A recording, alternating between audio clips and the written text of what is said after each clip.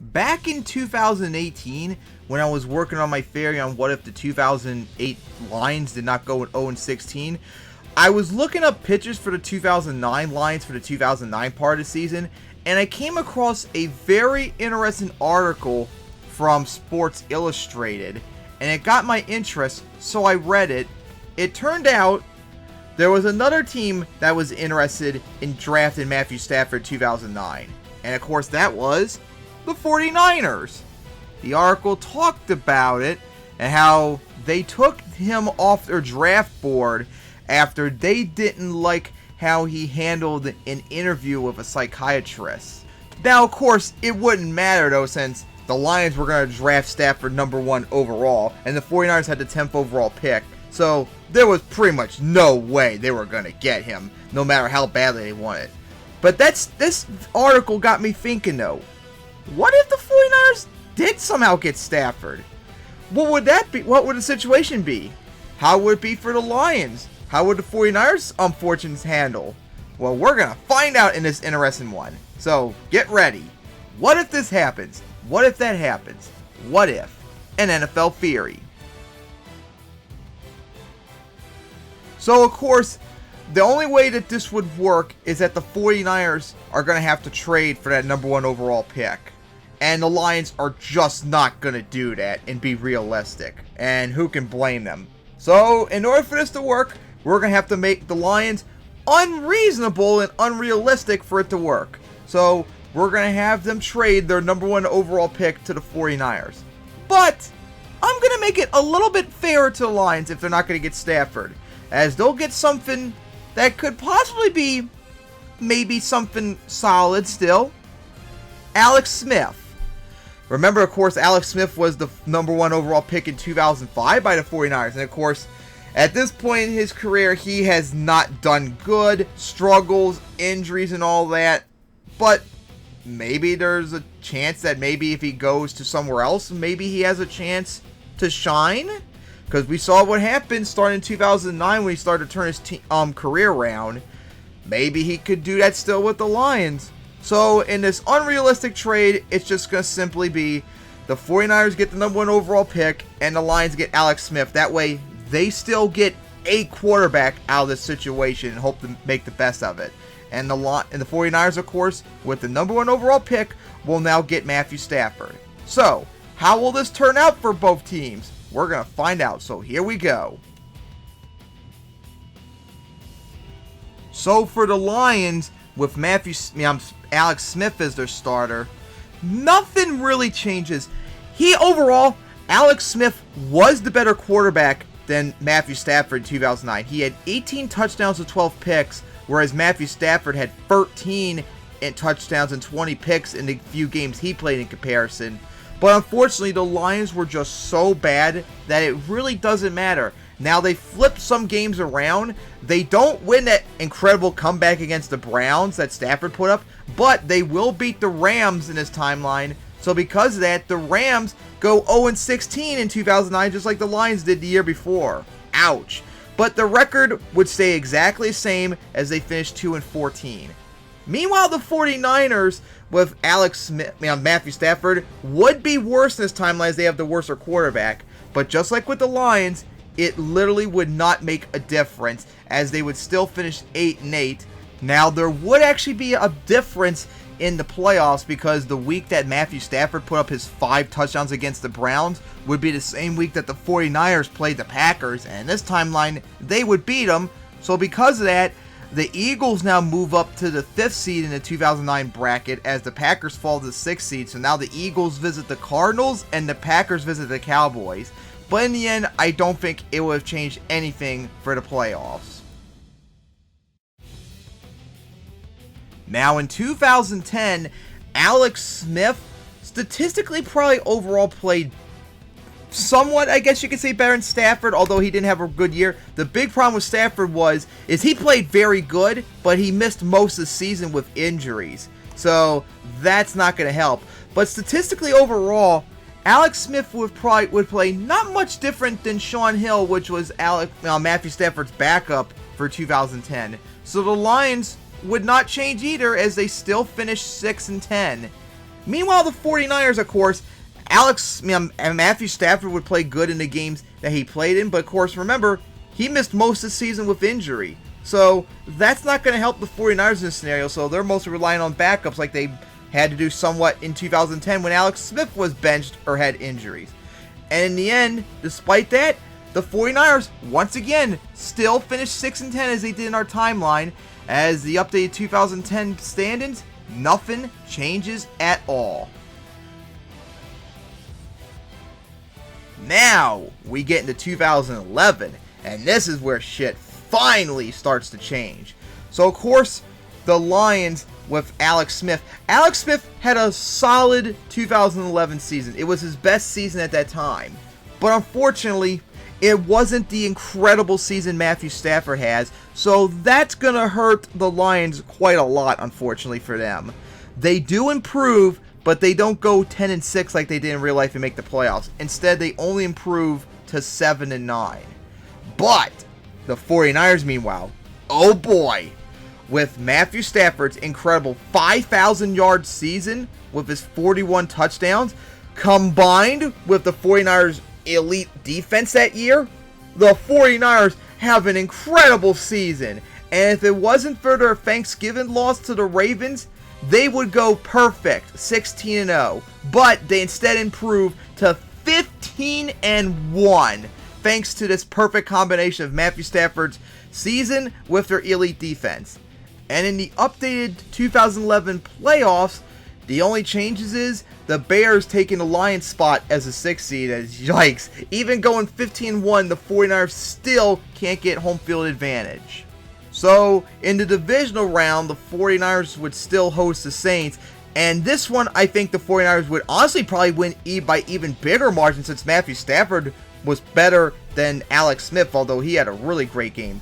But then we get to the NFC Championship where they host the Giants.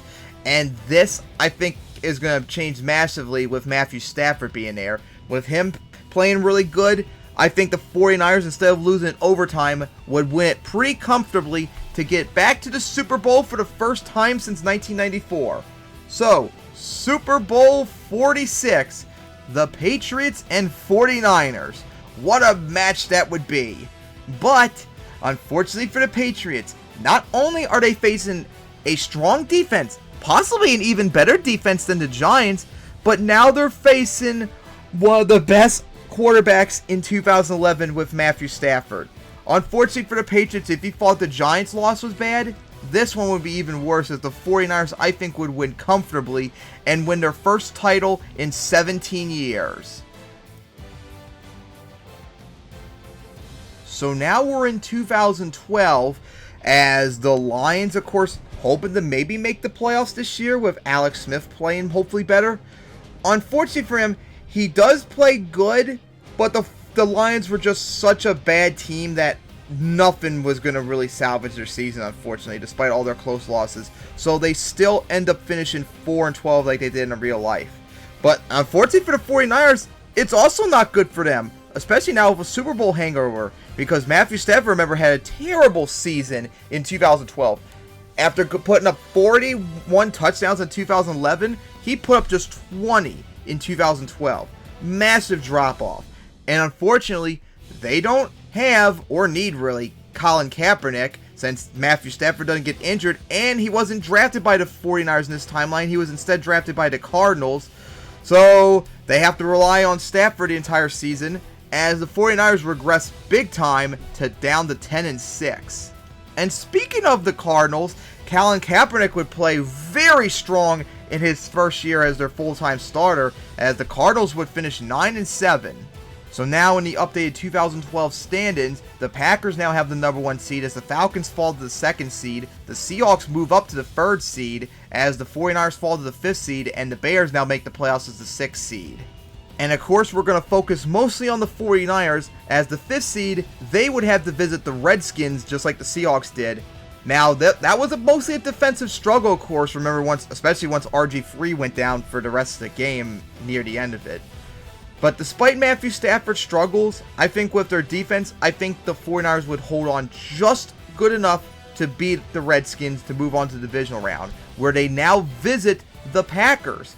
Now, of course, remember, the 49ers in real life destroyed the Packers as Colin Kaepernick put up more yards than the entire Packers offense on his own.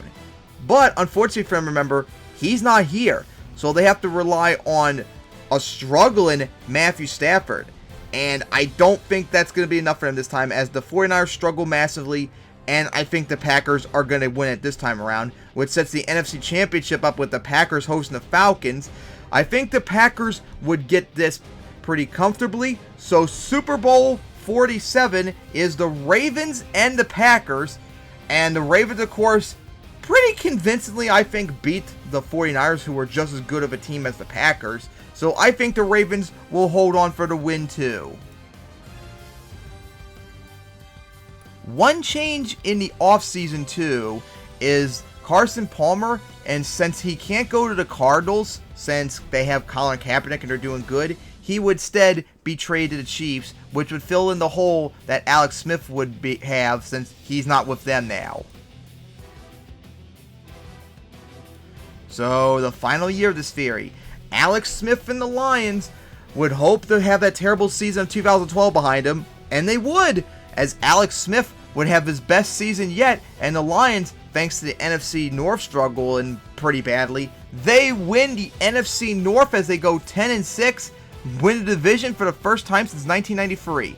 Meanwhile, Matthew Stafford with the 49ers, he would play much better, and that would help the 49ers as they finish 11-5, as Colin Kaepernick playing much better and Carson Palmer would help massively for the Cardinals as they improve to 12-4. Unfortunately for the Chiefs, they would do worse with Carson Palmer in this timeline instead of Alex Smith, but they still would massively improve as they finished 9-7. So in the updated 2013 standings in the AFC, the Chargers and Chiefs swap places, and in the NFC, the Eagles move up to the 3rd seed, the Lions make the playoffs, of course, as the 4th seed, the Cardinals make the playoffs as the 5th seed, and the 49ers have to fall down to the 6th seed. Now, what would happen in the NFC? So, we start off with the 49ers at the Eagles. Now, of course, remember, the Eagles that night hosted the Saints, who were just as good, possibly actually even better than the 49ers in this scenario now, since they had Drew Brees instead of Matthew Stafford. And the Saints won that on a last-second field goal, remember.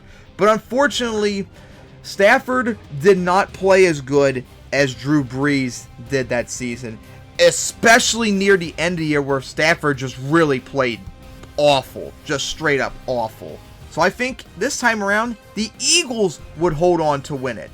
And then the next day, the Lions would host the Cardinals, as unfortunately for them, even though Alex Smith would probably put up his incredible performance like he did against the Colts, I don't think that's going to be enough, as Kaepernick will do just enough for the Cardinals to get the win. And with that out of the way, I don't think the rest of the playoffs would change at all, as the Super Bowl still remains the same. So, now that we're at the end of 2013, how did the teams do in these scenarios? Well, for the Lions, honestly, not much different. They really didn't change. They still have their one playoff appearance, although it's 2 years later. And largely, three of their 5 seasons were exactly the same as they were in real life, so... And also, their records from 2011-13 flipped, so technically, they did play the exact same as they did in real life. So, there really was no difference for them with Alex Smith or Matthew Stafford. But the 49ers, of course, changed massively, as they made the playoffs 3 times just like they did in real life, but they went 4-2 in the playoffs instead of 5-3. They still made the Super Bowl, but a year earlier, and this importantly, they won it this time. So they actually got a Super Bowl. So, obviously, they definitely did better this time around with Matthew Stafford. And of course, since he would be playing very good in the future, and of course, Colin Kaepernick would struggle going into 2014, I think the 49ers would be in a much better situation in the future as well, along with this timeline. Of course, the Cardinals, as we saw, are going to probably start struggling because Colin Kaepernick would fall off. The Chiefs might actually be better in 2015 with Palmer than they would with Alex Smith, so they might be a Super Bowl contender that year. But of course, that's where our theory wraps off right here. I'll have to continue this sometime in the future in order to see what happens. But hey, it's just a theory. An NFL theory. Thanks for watching. And I hope you enjoy this, as I gotta get to the next one is going to either be the one involving Favre, which was long delayed and hope to eventually get done soon remaking it so I can do it, or it's going to be a part 2 of an older theory of mine, which I'm looking forward to as well. So see you guys next time for whenever that happens.